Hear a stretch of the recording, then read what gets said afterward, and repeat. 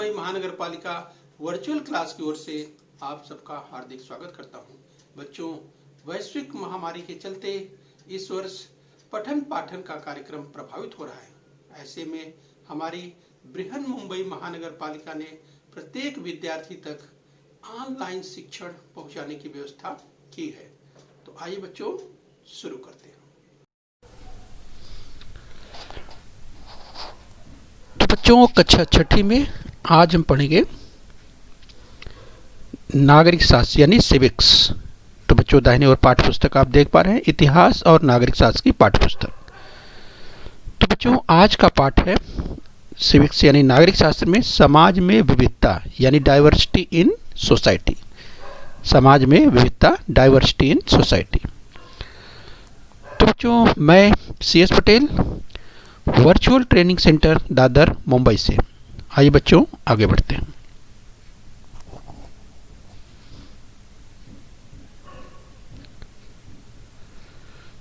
तो बच्चों, अगर बात करें, भारतीय समाज में अनेक भाषाएं, धर्म, संस्कृत, रीति रिवाज और परंपराएं प्रचलित हैं। तो बच्चों, आज समझेंगे इस पाठ में हम कि विविधता हमारी शक्ति, धर्मनिरपेक्षता का सिद्धांत तथा हमारे व्यक्तिगत निर्माण में समाज का योगदान और समाज का नियमन। इस पाठ को पढ़ने के बाद हम सीख पाएंगे। तो बच्चों, हम बात करें, भारतीय समाज में अनेक भाषाएं, धर्म, संस्कृत, रीति रिवाज, परंपराएं प्रचलित है। बच्चों, देश की आज़ादी के साथ ही 15 अगस्त 1947 की अगर बात करें बच्चों, जब देश आज़ाद हुआ, तो देश की आज़ादी के पहले की बात करें बच्चों, तो किस तरह से तमाम देश के तमाम लोगों ने मिलजुल करके इस भारत को यानी देश को आज़ाद कराया। और देश की आज़ादी के बाद बच्चों, भारतीय समाज में अगर भाषाओं की बात करें, धर्म की बात करें, संस्कृत की बात करें, रीति रिवाज की बात करें, परंपराओं की बात करें, तो ये इस प्रचलन में थी। अगर रीति रिवाजों की बात करें, संस्कृतियों की बात करें, भाषाओं की बात करें, तो ये बहुत पहले से भारतीय समाज में अनेक भाषाएं, धर्म, संस्कृत, रीति रिवाज, परंपराएं प्रचलित हैं। बच्चों, ये विविधता, यही विविधता ही हमारी सांस्कृतिक संपन्नता है। तो बच्चों, इस दृष्टिकोण से अगर देखा जाए तो ये जो डाइवर्सिटी है, विविधता यानी डाइवर्सिटी, और बच्चों ये हमारी सांस्कृतिक संपन्नता है। भारतीय समाज में अनेक वे भी अलग अलग पद्धतियों से तीज, त्योहार, उत्सव मनाते हैं। बच्चों, अगर भारतीय समाज की बात करें तो ये अनेक जो लोग हैं अपने अपने अनुसार, अपनी अपनी पद्धतियों के अनुसार जो भी अपने तीज, त्योहार, उत्सव जो भी हैं वे अपने हिसाब से मनाते हैं। ये तो हमें ध्यान रखना है। हम विविधताओं की बात करते हैं तो भारत जो है विविधताओं से भरा हुआ देश है। हमारे आसपास अगर भाषा की बात करें बच्चों, तो मराठी, कन्नड़, तेलुगु, बांग्ला, हिंदी, गुजराती, उर्दू आदि भाषाएं वाले बोलने वाले लोग रहते हैं। तो बच्चों, अपने आसपास आप सुनेंगे तो आप देखकर समझ सकते हैं कि अलग अलग भाषाओं के बोलने वाले, चाहे मराठी भाषा की बात करें, कन्नड़ की, तेलुगु की, बांग्ला की, हिंदी भाषा या गुजराती या उर्दू भाषा, इस तरह के तमाम भाषाओं के बोलने वाले लोग रहते हैं। बच्चों,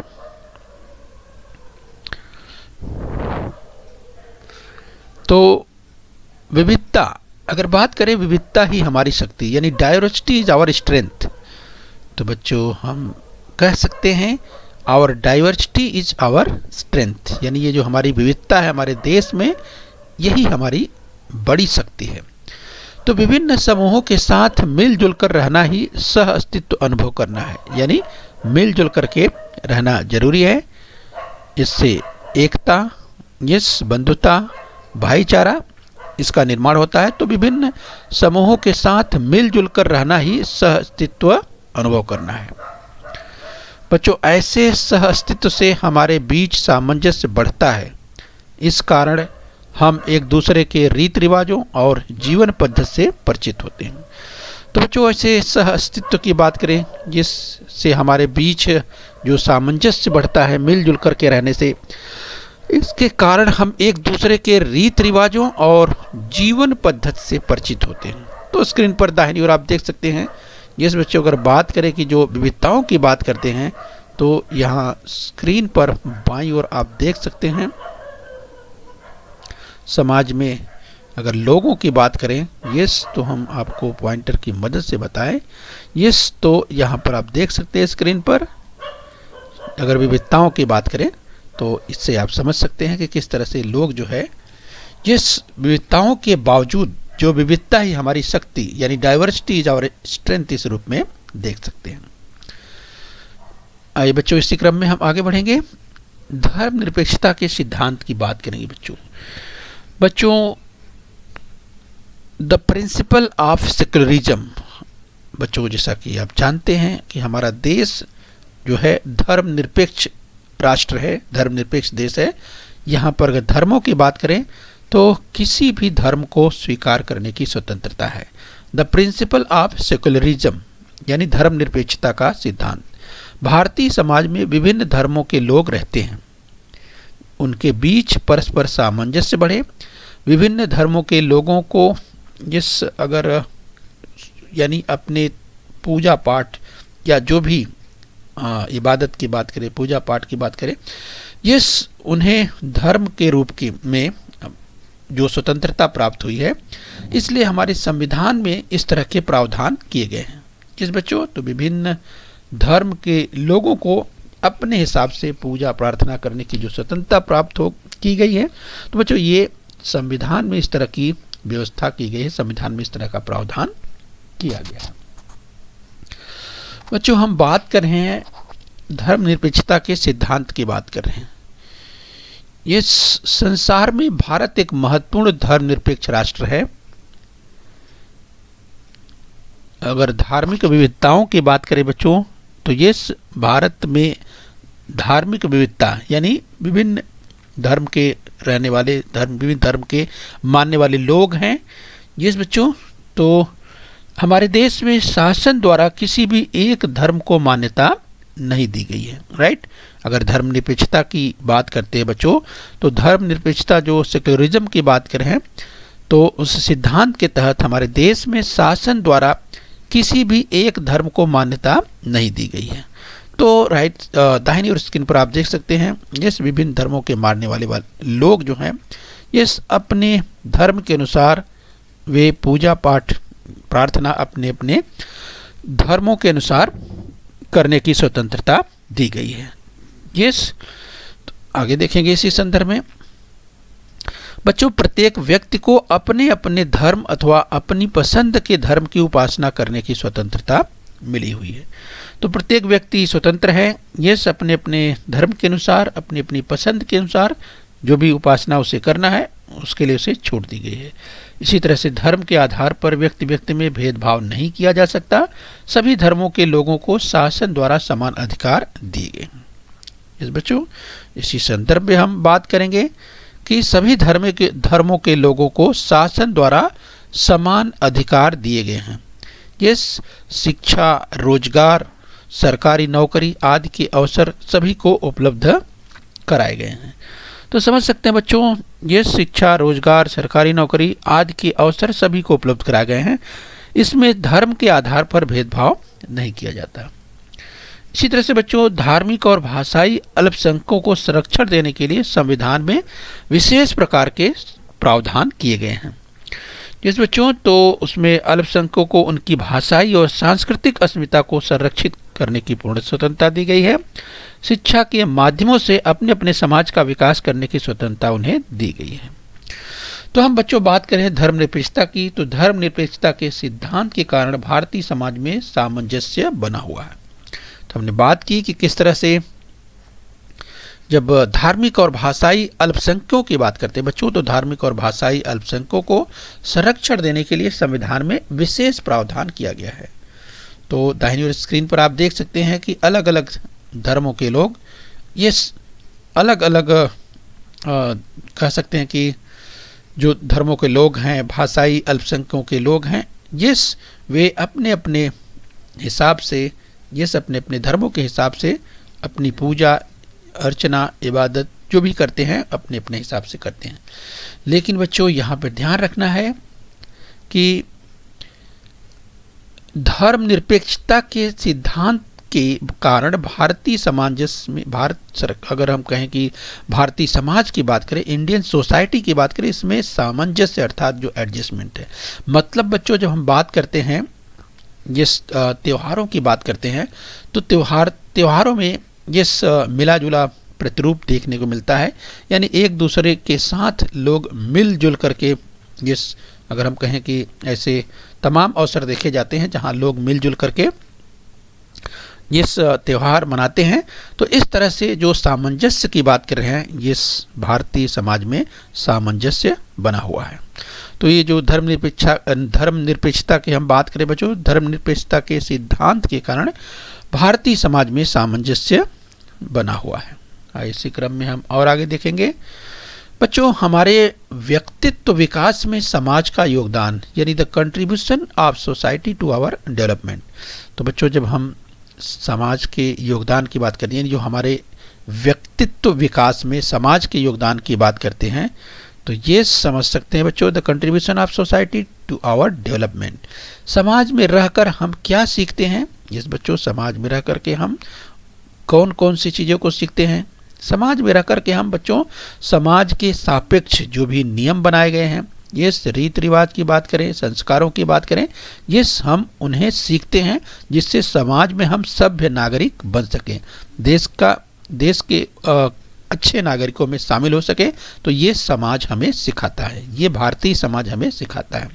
ये कौन कौन से अगर गुणों की बात करें, तमाम गुणों को ग्रहण करते हैं जो समाज के सापेक्ष हैं, जो समाज के सापेक्ष ऐसे गुणों की बात करते हैं, उन गुणों की बात करते हैं जिनको समाज मान्यता देता है। यस, तो मनुष्य चूंकि सामाजिक प्राणी है, समाज में रहता है, तो समाज में जो नियम बनाए गए हैं उसी के अनुसार व्यक्ति को सापेक्ष व्यवहार करना पड़ता है। तो हमारे व्यक्तित्व विकास में समाज किस प्रकार की सहायता करता है? बच्चों हमारे व्यक्तित्व विकास में समाज सहयोग करता है, जिससे हम उसमें पले बढ़े, आगे बढ़ कर के हम एक उत्तम नागरिक बन पाते हैं। तो इसलिए हमें हमारे व्यक्तित्व में समाज का महत्वपूर्ण रोल होता है और इसलिए यहाँ पर हम इसे समझ सकते हैं।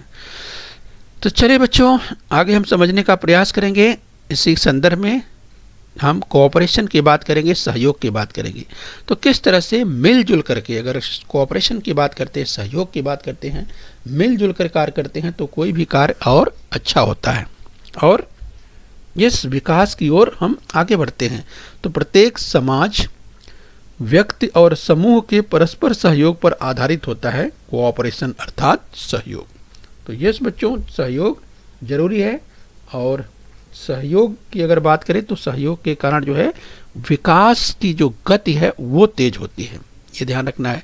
एक दूसरे के सहयोग के बिना किसी भी समाज का अस्तित्व नहीं रह सकता। बच्चों अगर सहयोग की भावना ना हो तो फिर विकास निश्चित रूप से अवरुद्ध होगा। लोग अगर एक दूसरे की मदद नहीं करेंगे, विकास के जो अवसर हैं उन अवसरों को यूँ कहें कि स्वतः के साथ साथ दूसरों को भी ये यानी आगे बढ़ने के लिए प्रेरित करना।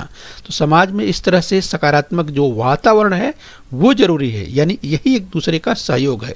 तो इस तरह से एक दूसरे के सहयोग के बिना किसी भी समाज का अस्तित्व नहीं रह सकता, अर्थात ऐसे में समाज टिक नहीं सकता और तमाम प्रकार की समस्याएं समाज में उत्पन्न हो जाएंगी। आइए बच्चों इसी क्रम में हम और देखते हैं, आगे बढ़ते हैं। ये सहिष्णुता और सामंजस्य की बात करते हैं, यानी टॉलरेंस एंड अंडरस्टैंडिंग की बात करते हैं। यस बच्चों, जब हम रिलीजियस डाइवर्सिटी की बात कर रहे हैं यानी धार्मिक विविधताओं की बात कर रहे हैं तो इसमें सहिष्णुता और सामंजस्य का बहुत बड़ा रोल हो जाता है, यानी टॉलरेंस एंड अंडरस्टैंडिंग की बात कर रहे हैं। समाज में जिस प्रकार सहयोग की भावना होती है वैसे ही कभी कभी मतभेद, विवाद और संघर्ष भी उत्पन्न होते हैं। तो बच्चों समाज में इस तरह की स्थिति उत्पन्न होती है, व्यक्ति के बीच में कभी मतों और विचारों या दृष्टिकोण में सामंजस्य नहीं होता तो विवाद और संघर्ष का निर्माण हो जाता है। तो ऐसे में एक दूसरे के प्रति पूर्वाग्रह नहीं होना चाहिए। बच्चों अगर ऐसी स्थिति होती है तो भ्रम की स्थिति पैदा होती है और फिर संघर्ष उसका कारण बन सकते हैं। और बच्चों अगर लंबे समय तक ये चला तो एक बड़ी समस्या बन जाएगी उस समाज के लिए। और फिर क्या होगा, फिर बच्चों ये जो व्यक्ति के बीच मतों विचारों और दृष्टिकोणों में जो सामंजस्य स्थापित नहीं होगा तो विवाद और संघर्ष बढ़ जाएगा। तो इसलिए आपसी समन्वय और समझौतों के माध्यम से ही मनुष्य संघर्ष का निवारण करना सीखता है। यस, तो यहाँ पर समझ सकते हैं हम आपसी सामंजस्य की बात कर रहे हैं, समन्वय की बात कर रहे हैं, जिसके आधार पर मनुष्य यस संघर्ष का निवारण करता है और सहिष्णुता की वृत्ति दिखा करके वो आगे रास्ते की ओर बढ़ता है।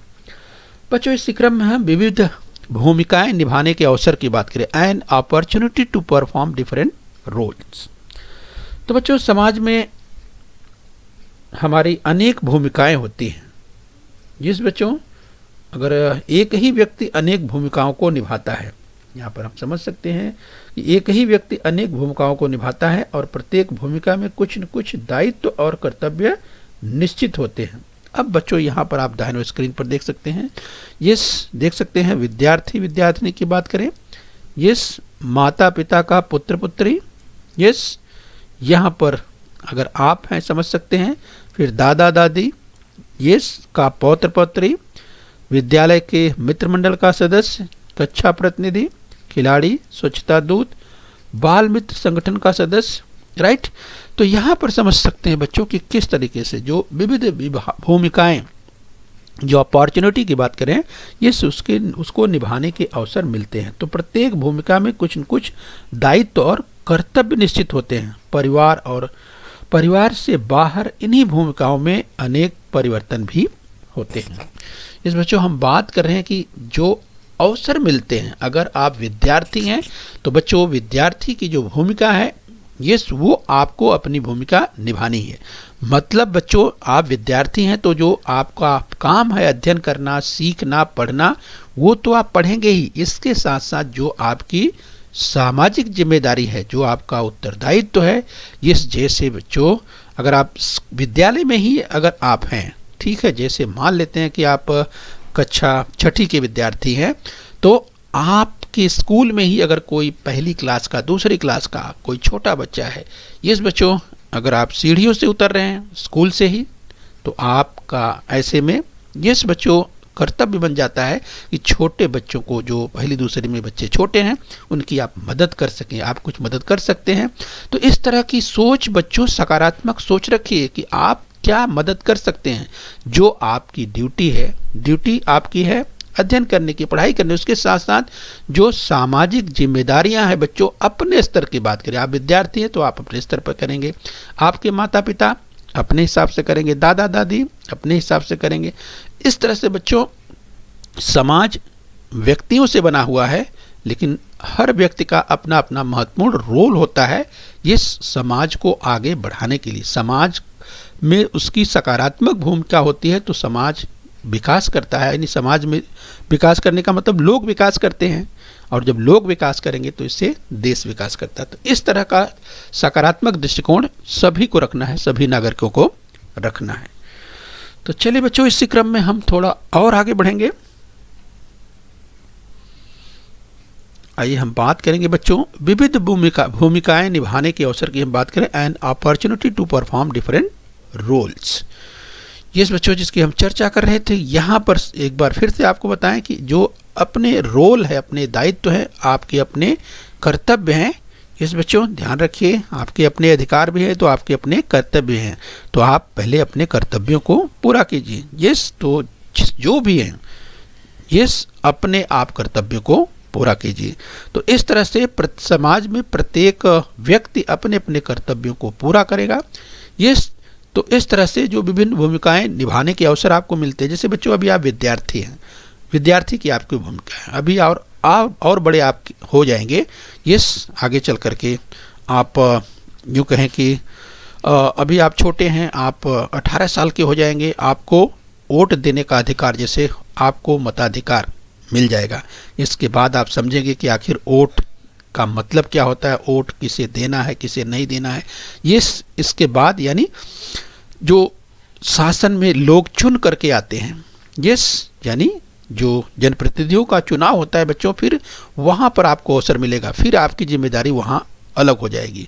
इस तरह से और बड़े होंगे आप, यस आप कोई सर्विस करेंगे, कोई व्यवसाय करेंगे, फिर जिस आपकी शादी होगी, आपके अपने बाल परिवार होंगे, तो इस तरह से जो जो आपकी उम्र बढ़ती जाएगी त्यों तो आपके रोल धीरे धीरे बदलते जाएंगे। समाज में आप देख लीजिए, अपने पिताजी को देखिए, पापा मम्मी हैं, फिर दादा दादी हों, चाचा चाची हों, या आपके मित्र रिश्तेदार हों, यस, या आपके कक्षा का आपका जो CR जिसे कहते हैं कक्षा प्रतिनिधि हो, खिलाड़ियों की बात करें, तो इस तरह से जो रोल हैं प्रत्येक व्यक्ति के, वो रोल यानी जो महत्वपूर्ण है उसे निश्चित रूप से सकारात्मक रूप से निभाए जाने चाहिए। चलिए बच्चों, इसी क्रम में और आगे बढ़ेंगे। हम समाज के नियमन की बात करेंगे, यानी रेगुलेशन ऑफ सोसाइटी, समाज का नियमन। तो चलिए इसे हम समझने का प्रयास करते हैं। बच्चों, समाज में दैनिक व्यवहारों को सरलता से चलाने के लिए कुछ नियमों की आवश्यकता होती है। यस बच्चों, समाज में दैनिक व्यवहारों को सरलता से चलाने के लिए कुछ नियमों की आवश्यकता होती है, जिससे पूर्व समय में समाज का नियमन अधिकांश रूप में रूढ़ियों और परंपराओं द्वारा होता था। तो अगर पहले की बात करें तो पहले बच्चों, पहले क्या, अगर हम समाज के नियमन की बात करें तो ध्यान रखिए, पहले की अगर समय की बात करें तो उस समय रूढ़ियाँ, जो ट्रेडिशन की बात करें, परंपराओं की बात करें, यस, उसके द्वारा समाज चलता था। परंतु समय बदला है और आधुनिक समय की बात करें तो आधुनिक समाज की बात करें तो इसमें यस नियमन, रूढ़ि और परंपराओं के साथ साथ कानून का भी, यानी जो कानून है, लॉ है, यस, उसके द्वारा, यानी यहाँ पर आपको ध्यान रखना है कि वर्तमान समय के अगर बात करें बच्चों तो आधुनिक समाज का जो नियमन है रूढ़ि परंपराओं के साथ साथ कानून द्वारा भी हो रहा है, ये आपको ध्यान रखना है। तो इस तरह से बच्चों हम बात कर रहे हैं कि समाज के नियमन की बात कर रहे हैं, जिसमें कानून का स्वरूप रूढ़ियों, परंपराओं, संकेतों की तुलना में भिन्न होता है।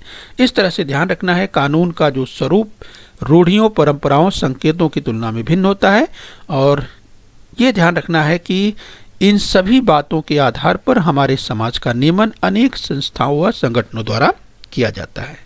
यस बच्चों, तो ये आपको ध्यान रखना है। इस तरह से स्थानीय शासन संस्थाएं भी समाज के नियमन के कार्य में महत्वपूर्ण भूमिका निभाती हैं।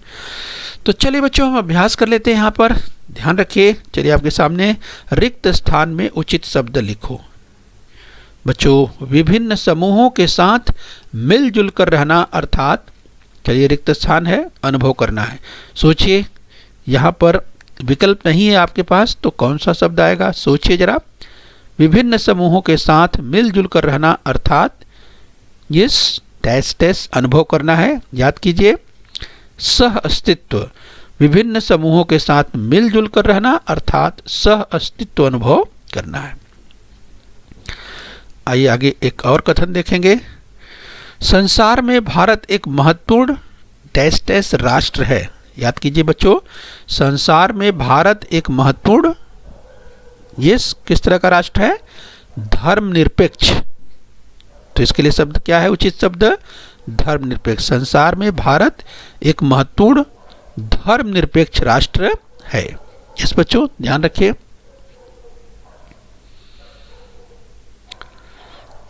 आइए बच्चों और देख लेते हैं एक कथन।